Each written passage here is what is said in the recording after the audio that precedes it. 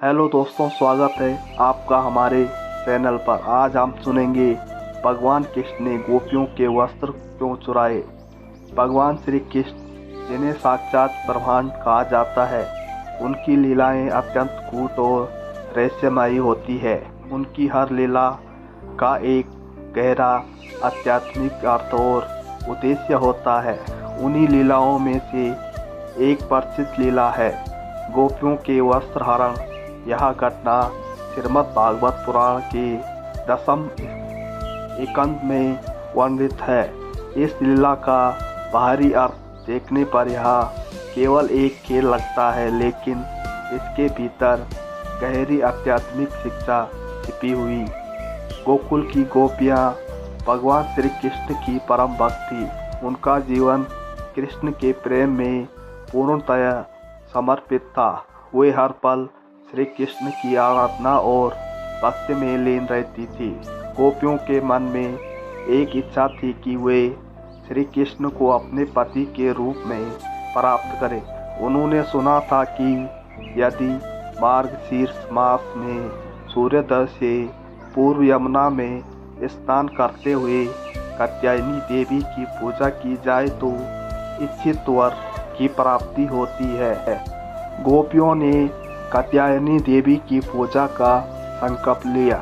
वह प्रतिदिन भोर में यमुना किनारे एकत्रित होती थी, यमुना में स्नान करती थी, कात्यायनी देवी का ध्यान करती और श्री कृष्ण को पति के रूप में प्राप्त करने की कामना करती थी। एक दिन जब गोपियाँ यमुना में स्नान कर रही थी, उन्होंने अपने वस्त्र नदी के तट पर रख दिए। उसी समय श्री कृष्ण वहां पहुंचे। उन्होंने गोपियों के वस्त्र उठा लिए और पास के एक वृक्ष पर चढ़ गए। गोपियां जब स्नान करके किनारे आई तो उन्होंने अपने वस्त्र गायब पाए। वह अचंभित हो गई। श्री कृष्ण ने उन्हें ऊपर से पुकारा और कहा, हे गोपियों, अपने वस्त्र लेने के लिए तुम सबको यहाँ आना होगा और अपने वस्त्र स्वयं लेना होगा। श्री कृष्ण की यह बात सुनकर गोपियाँ लज्जित हो गई। वे जल में ही खड़ी रही और कृष्ण से आग्रह करने लगी, हे कन्हा, आप तो हमारे रक्षक हैं, कृपया हमें हमारे वस्त्र लौटा दीजिए। लेकिन कृष्ण मुस्कुराए और बोले, तुम सबने स्नान के लिए वस्त्र उतारे हैं, तो अब मेरे पास आकर अपने वस्त्र ले लो। मैं तुम्हें तभी वस्त्र दूंगा जब तुम जल से बाहर आओगी। श्री कृष्ण के इस आग्रह पर गोपियों ने अपने लज्जा और संकोच को त्याग दिया। वे समझ गई कि यह केवल एक साधारण खेल नहीं है, बल्कि इसके पीछे भगवान का कोई गूढ़ उद्देश्य है। उन्होंने अंततः जल से बाहर आकर कृष्ण के सामने आत्मसमर्पण किया। श्री कृष्ण ने उन्हें उनके वस्त्र लौटाते हुए कहा, तुमने मन में, वचन और कर्म मुझे पति रूप में पाने की कामना की है। यह एक व्रत का फल है, लेकिन व्रत करते समय जल में निस्वार्थ स्नान करना उचित नहीं है। यह धर्म का उल्लंघन है।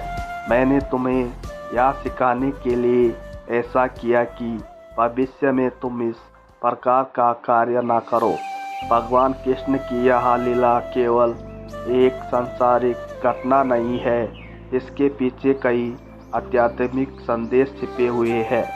गोपियाँ जब वस्त्रों के बिना जल में खड़ी थी तो वे लज्जा और संकोच में थी।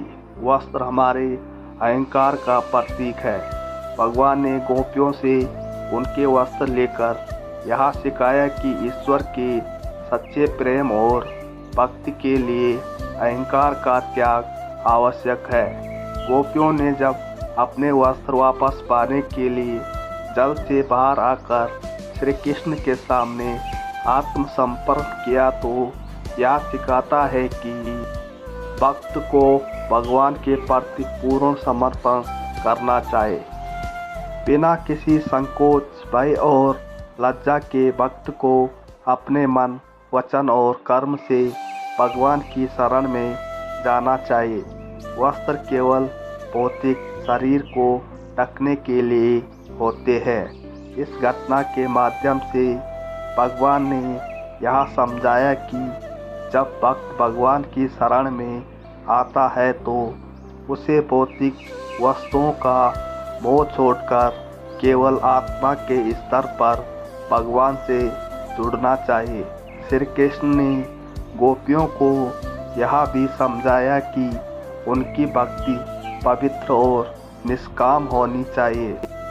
भक्ति में किसी प्रकार का सांसारिक स्वार्थ नहीं होना चाहिए। भगवान कृष्ण की यह लीला हमें यह सिखाती है कि ईश्वर को पाने के लिए हमें अपने भीतर के सारे संकोच, अहंकार और सांसारिक आसक्तियों का त्याग करना होगा। गोपियों का प्रेम निष्काम और निश्चल था। उनका मन केवल श्री कृष्ण के चरणों में रमा हुआ था। इस घटना के माध्यम से भगवान ने न केवल गोपियों को शिक्षा दी बल्कि समस्त मानव जाति को भी यह संदेश दिया कि भगवान को प्राप्त करने के लिए पूर्ण भक्ति, समर्पण और शुद्धता आवश्यक है। श्री कृष्ण की यह लीला हमें यह भी सिखाती है कि ईश्वर अपने भक्तों के साथ किसी प्रकार प्रेम पूर्ण व्यवहार करते हैं और उनकी गलतियों को सुधारने के लिए किस प्रकार लीला करते हैं। यह घटना केवल एक धार्मिक कथा नहीं है बल्कि यह हमें भक्ति और आत्मसमर्पण की सच्ची शिक्षा देती है। तो दोस्तों, आज की कथा सुनकर आपको कैसा लगा मुझे कमेंट में बताएं और ऐसी धार्मिक कथाओं को सुनने के लिए हमारे चैनल को सब्सक्राइब जरूर करें। राधे राधे।